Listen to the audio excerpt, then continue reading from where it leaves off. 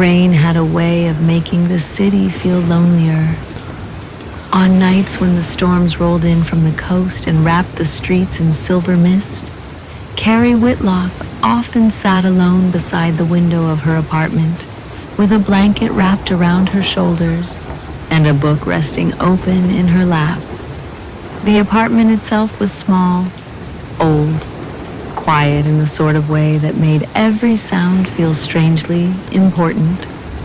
The clicking radiator beside the couch, the low hum of the refrigerator in the kitchen, the occasional footsteps echoing faintly through the hallway outside her door, and of course, the rain, always the rain. It slid slowly down the windows in shimmering trails, while distant headlights drifted across the ceiling like pale ghosts moving underwater.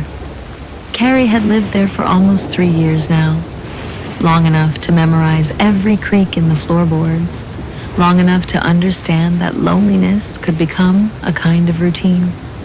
Not painful exactly, just familiar.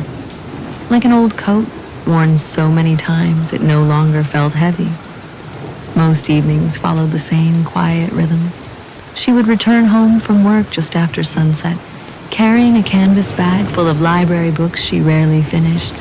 She would heat water for tea, leave the television murmuring softly in the background, and curl herself into the corner of the couch, while the city carried on somewhere far below her windows, invisible.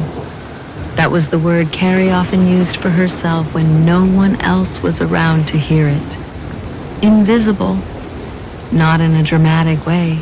She wasn't tragic, wasn't miserable. She simply moved through the world softly enough that people rarely noticed she was there at all. Co-workers interrupted her during meetings without realizing it. Baristas forgot her order moments after taking it. Cashiers looked past her shoulder while speaking as though expecting someone more interesting to appear behind her.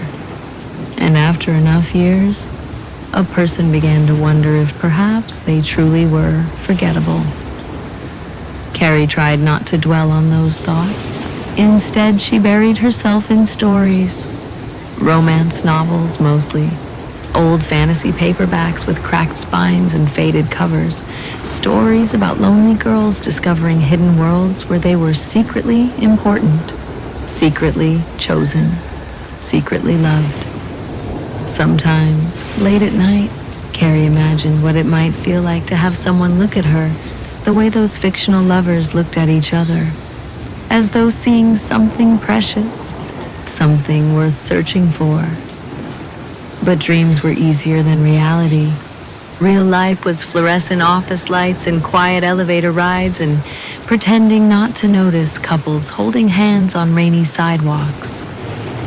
And yet, everything began changing on a Thursday evening in October. A storm had settled over the city that night, the kind that turned the streets black and reflective beneath the glow of neon signs. Carrie had stayed late at work, helping reorganize filing cabinets no one else wanted to touch. By the time she stepped outside, the sidewalks were nearly empty. Rainwater soaked instantly through the sleeves of her coat as she hurried toward the bus stop with her books clutched tightly against her chest. And that was when it happened.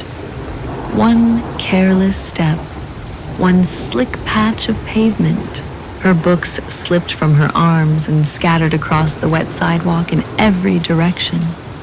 Paperbacks slid beneath parked cars. Loose pages fluttered through puddles. Carrie froze in embarrassment as several passing strangers glanced briefly toward her before continuing without stopping. For a moment, she simply stood there beneath the rain, feeling foolish and terribly small. Then, someone knelt beside her. "Careful," a soft voice said. A pale hand reached for one of her fallen books before the rain could ruin the pages completely. Carrie looked up, and for the first time in a very long while, someone was truly looking back at her. He was handsome in a quiet, unsettling sort of way, dark coat, black gloves damp with rain, eyes so deep brown they almost appeared black beneath the streetlights. His hair clung slightly to his forehead from the storm, and when he smiled, it felt strangely warm against the cold night air. "You dropped these," he said gently. Carrie swallowed. "Oh, thank you." Her voice came out smaller than she intended. The stranger handed her the books carefully. His fingers brushed hers. They were ice cold. For some reason, that detail lingered in her mind. "You always carry too many books," he said. Carrie blinked. "What?" He gave a faint smile. "I've seen you before, at the cafe on Briar Street. You always sit beside the window." Carrie stared at him. The cafe. She went there almost every weekend. No one had ever recognized her from there before. No one had ever noticed where she sat. "Oh," she said softly. The stranger tilted his head slightly. "You seem surprised." Carrie laughed nervously. "I didn't think anyone paid attention." Something unreadable flickered behind his eyes then. "I pay attention," he said. Rain hissed softly around them. For a moment the city itself seemed to disappear. There was only the storm and the strange man kneeling beside her beneath the streetlights. "My name is Adrian," he said. Carrie introduced herself quietly. And when Adrian repeated her name, it sounded strangely intimate, as though he had known it much longer than a few seconds. They spoke only a few minutes before her bus finally arrived. Yet somehow, by the time Carrie sat beside the fogged window watching the city slide past in silver streaks of rain, she already felt different, seen. That was the dangerous thing. Not his smile, not his appearance, not even the way his eyes lingered on her a second too long. It was the feeling, the terrifying warmth of finally being noticed. That night, Carrie fell asleep thinking about him, and dreamed for the first time. In the dream, she stood alone inside a vast black hallway lined with endless candles. Their flames burned silver instead of gold, far away somewhere beyond the darkness. Metal scraped softly against stone, not loudly, patiently. The sound echoed slowly through the corridor as Carrie walked barefoot across cold marble floors.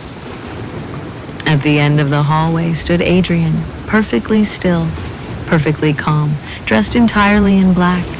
Behind him, something enormous shifted within the darkness, watching, waiting. Carrie tried asking him where they were, but before she could speak, she woke. Rain tapped softly against the windows. The television glowed faint blue in the corner of the apartment. And for one impossible moment, Carrie could have sworn someone had been standing beside her bed. She turned on the lamp immediately. Nothing. Only shadows. Only silence. Only the familiar little apartment wrapped in rain. Still. Her heart continued pounding long after she settled back beneath the blankets. By the following week, Adrian had somehow become part of her life. Carrie never quite understood how it happened so quickly. He simply appeared outside the bookstore after work, at the cafe on Saturday mornings, waiting near the train platform with his dark coat folded neatly over one arm, always smiling gently, always calm. At first, Carrie assumed the meetings were coincidence. Then eventually she stopped caring whether they were or not. Because being around Adrian felt easy, effortless. He listened when she spoke. Actually listened. Not politely, not distractedly. He remembered things. The authors she loved, the tea she ordered, the fact she hated thunderstorms but loved rain, the tiny scar near her wrist from falling off a bicycle when she was 11. No one remembered details like that. No one except Adrian. One evening they sat together inside the cafe, while rain streaked softly against the windows. Warm amber light filled the room. A jazz record played quietly somewhere overhead. Carrie stirred cream into her coffee while Adrian watched her with that same impossible attentiveness. "You apologize constantly," he said suddenly. Carrie looked up. "What?" "You say sorry before almost every sentence." She laughed nervously. "I do not." "You just did." Carrie blinked, then laughed again, this time genuinely. Adrian smiled softly. "No one should make themselves smaller just to exist comfortably around others," he said. The words settled strangely deep inside her, because no one had ever said anything like that before. No one had ever noticed. And slowly, Carrie began changing. She smiled more often, started wearing lipstick again. Co-workers commented that she seemed happier, lighter somehow. Even her apartment felt warmer on the nights Adrian visited, though perhaps that wasn't entirely true, because occasionally, after he left, the apartment became so cold Carrie could see her breath. At first she blamed the old radiator, but the cold felt strange, not natural. A deep, still cold that seemed to seep from the walls themselves. And there were other things too. Little things, easy things to ignore. The waitress at the cafe never once brought Adrian food, only coffee, which he rarely drank. Dogs whimpered softly when he passed them on sidewalks. A security camera outside Carrie's building flickered violently every time he entered the lobby. And once, while brushing her teeth before bed, Carrie caught Adrian's reflection in the bathroom mirror, smiling half a second too late. The expression lingered after the real Adrian had already turned away. Carrie stared at the mirror. Her stomach tightened. Then Adrian stepped behind her, resting his chin lightly on her shoulder. "You look frightened," he whispered. Carrie quickly shook her head. "No, I'm just tired." For one awful moment, she thought the mirror version of him looked amused. Then the image settled normally again. Adrian kissed her forehead gently. "You think too much," he said. And somehow, that explanation felt easier than the truth. The dreams became more frequent after that. Sometimes Carrie dreamed of endless staircases descending into darkness. Sometimes she wandered silent cathedrals where chains hung from ceilings like silver vines. Other nights she heard whispering, thousands of voices murmuring softly just beyond sight, not screaming, never screaming, only whispering with exhausted sadness. And always, Adrian waited for her somewhere inside the dream, perfectly calm, perfectly patient. One night Carrie dreamed she stood inside her apartment while rain fell upward beyond the windows. The shadows in the hallway moved slowly across the walls like living water. Adrian stood near the kitchen watching her. "Do you trust me?" he asked. Carrie nodded. Then every light in the apartment went dark simultaneously. She woke gasping. The room was silent except for the storm outside. And at first she thought she was alone. Then lightning flashed softly beyond the windows. For a single instant, pale blue light filled the bedroom. And Carrie saw Adrian standing motionless in the corner, watching her sleep. She sat upright immediately. "Adrian," he stepped forward calmly. "I didn't mean to wake you." Carrie's pulse thundered painfully inside her chest. "How long have you been standing there?" Adrian smiled faintly. "Not long." But something about his expression felt wrong. Not angry, not cruel, simply hungry. Carrie forced herself to laugh softly. "You scared me." "I'm sorry," he said gently. And once again, She convinced herself everything was fine, because love could make people strange, couldn't it? By November, the storms had grown heavier. The city seemed trapped beneath endless rain. Carrie rarely saw sunlight anymore. Most evenings she spent inside with Adrian while records played softly in the background and candles flickered across the apartment. Sometimes he would sit beside her on the couch while she read aloud from old novels. Sometimes he simply watched her, not awkwardly, not possessively, just intensely, as though memorizing every expression, every breath. One evening, Carrie asked him quietly, "Why me?" Adrian looked away from the window. "What do you mean?" Carrie shrugged slightly. "You could be with anyone." The storm outside rattled softly against the glass. Adrian reached toward her slowly, brushing damp strands of hair from her face. "Because you know what it means to be alone," he said. The answer should not have sounded romantic, yet somehow it did. Carrie lowered her eyes. "I've always felt like there was something wrong with me." Adrian's expression darkened slightly. "There is nothing wrong with you. But people don't." She hesitated. "They don't really see me." Adrian became very still. Then he smiled softly. "I see you." And unfortunately, he truly did. After that conversation, Carrie stopped questioning the strange things around him. Because Adrian filled an emptiness she had carried for so long, she no longer remembered life before it. And loneliness can make almost any warning feel small. Still, the apartment continued changing.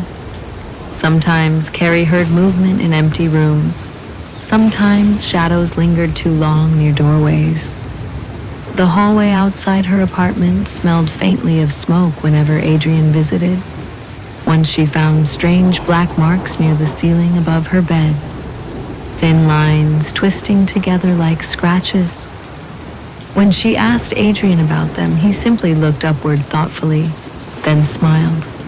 "The walls are settling," he said. Later that night, Carrie woke thirsty. The apartment was silent except for rainwater sliding against the windows. She walked sleepily toward the kitchen and froze. Adrian stood in darkness near the far end of the hallway, facing the wall, perfectly still. "Adrian?" she whispered. He did not move. Carrie took another step. Then slowly, Adrian turned toward her. His eyes reflected faint red light from somewhere that did not exist. A soft metallic sound echoed through the apartment. Chain, dragging slowly across stone. Carrie's stomach twisted. Then Adrian smiled warmly. The sound vanished. "Couldn't sleep?" he asked gently. Carrie stared at him. The hallway behind Adrian seemed darker than normal somehow, deeper, as though the shadows extended much farther than the apartment walls allowed. "I thought I heard something," she whispered. Adrian walked toward her slowly. "You've been having nightmares again." His hand touched her cheek, ice cold. "You're exhausted." Carrie nodded weakly. Maybe he was right. Maybe stress was making her imagine things.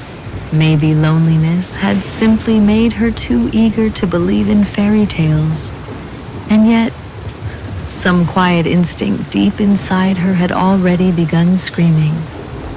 Winter arrived early that year. By December, the city streets were buried beneath freezing rain and silver fog. Christmas lights glowed softly through apartment windows, while crowded restaurants filled with couples escaping the cold. Carrie should have felt happy. Instead, she felt increasingly isolated from the rest of the world, as though she and Adrian existed somewhere slightly separate from everyone else. Sometimes entire evenings passed where she barely remembered what they had spoken about. Time seemed strange around him, dreamlike. One afternoon she visited her sister Elaine for lunch. It was the first time she'd spent several hours away from Adrian in weeks. Halfway through the meal, Elaine lowered her fork slowly. "Carrie." "What?" "You look tired." Carrie forced a smile. "I'm fine." "You're pale." Elaine hesitated. "And honestly, your boyfriend gives me a weird feeling." Carrie laughed quietly. "He's just quiet." "No," Elaine said softly. "It's something else." Carrie looked away. The restaurant windows trembled faintly beneath winter rain. "He's good to me." Elaine studied her carefully. "Sometimes people who seem too perfect usually are." The words unsettled Carrie far more than she admitted. That night she returned home uneasy. Adrian sat waiting in the apartment with candles flickering softly around him. The moment she entered, he looked up. "You were gone longer than usual." Carrie removed her coat slowly. "I had lunch with Elaine." Something cold moved behind Adrian's eyes. "She doesn't like me." Carrie stared. "How did you know?" Adrian smiled faintly. "She's afraid of losing you." Rain battered the windows harder. Carrie suddenly realized something strange. She had never once seen Adrian surprised, never once seen him uncertain. It was as though he always knew exactly what everyone would say before they spoke. The thought unsettled her deeply. Later that night, Carrie dreamed again. Only this time, the dream felt different, sharper, real. She stood barefoot inside a vast, endless chamber built from black stone. Thousands of chains hung from the ceiling, disappearing upward into darkness. Some moved gently despite the absence of wind. Others remained perfectly still. Far below, something enormous breathed. Adrian stood beside her, wearing the same dark coat he always wore. "Where are we?" Carrie whispered. He looked at her calmly. "Home." A terrible sound echoed through the darkness. Not screaming, not exactly. More like sorrow stretched across eternity. Carrie turned slowly. Shapes moved within the blackness beyond the chains. Human shapes, or things that had once been human. Watching, waiting. Then Adrian reached toward her, and when his fingers touched her hand, hooks erupted violently from the darkness. Carrie woke screaming. The apartment was dark, cold, and empty. Adrian was gone, but deep within the silence. Carrie heard metal scraping softly beyond the bedroom wall. Slow, patient.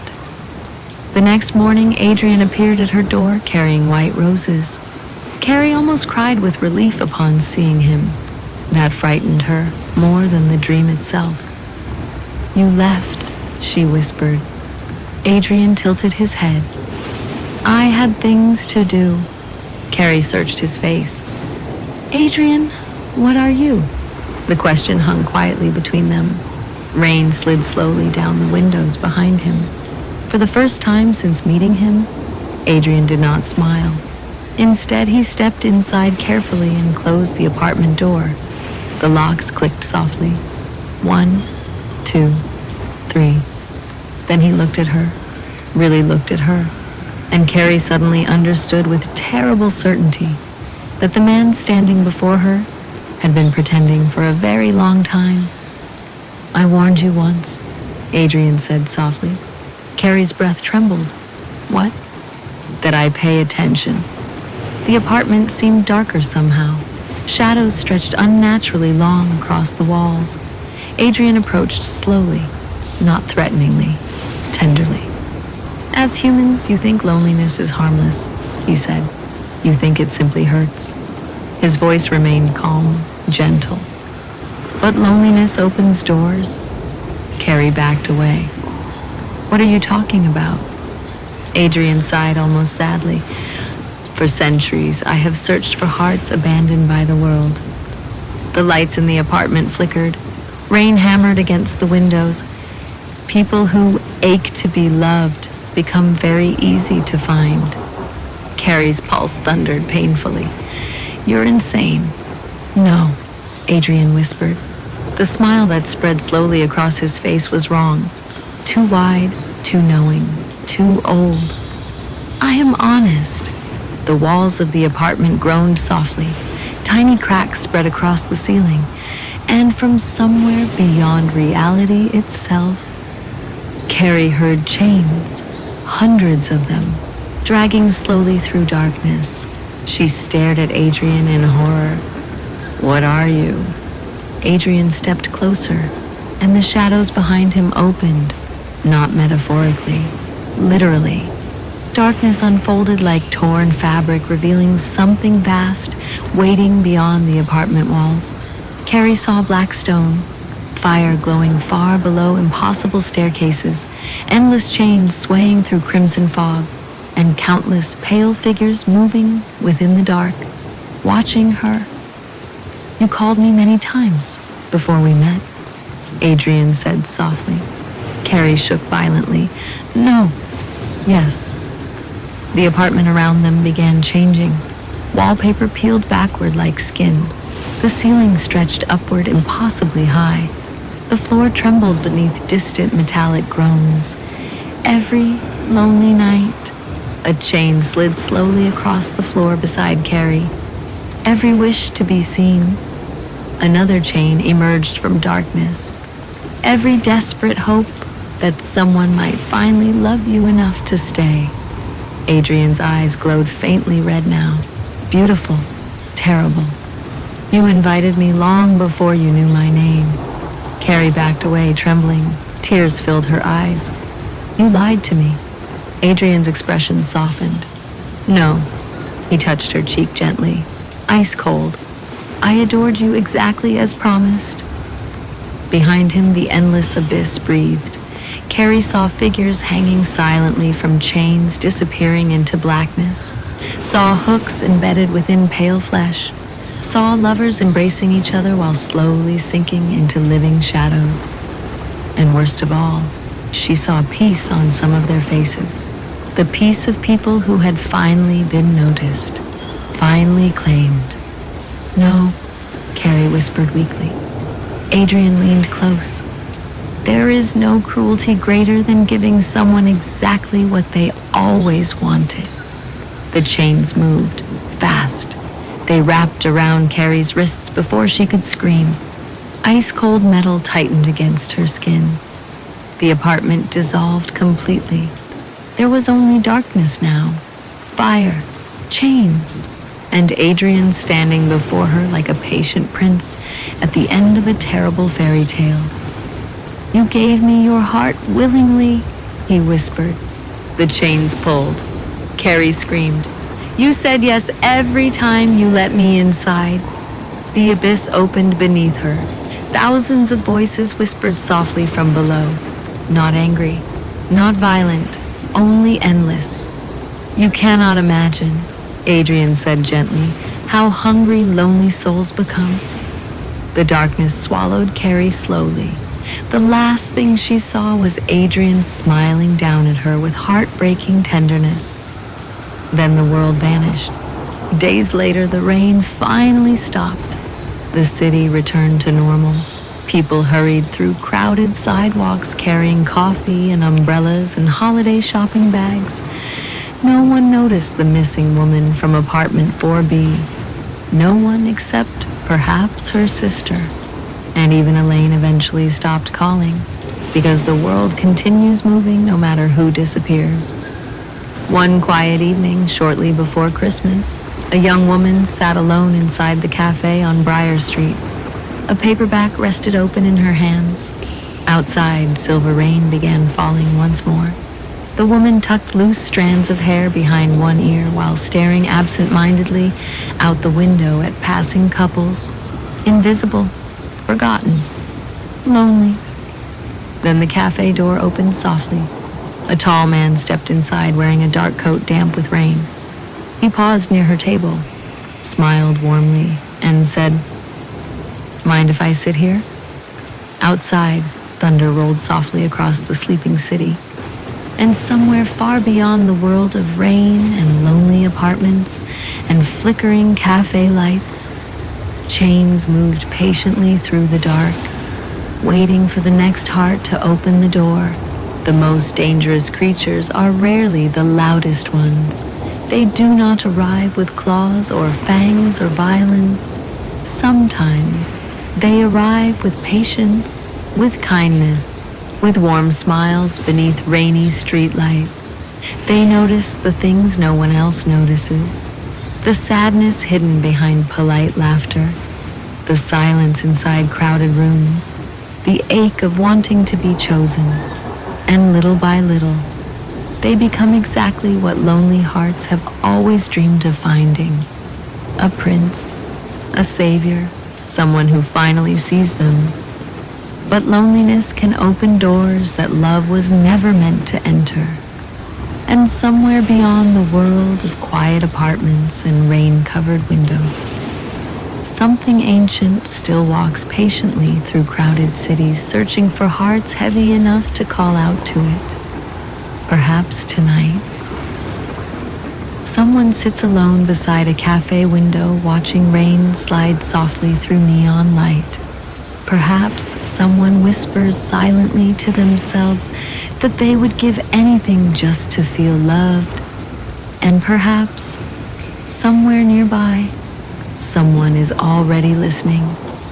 The rain continues, the city sleeps, and far beyond the darkness, chains move softly in the night, waiting, always waiting.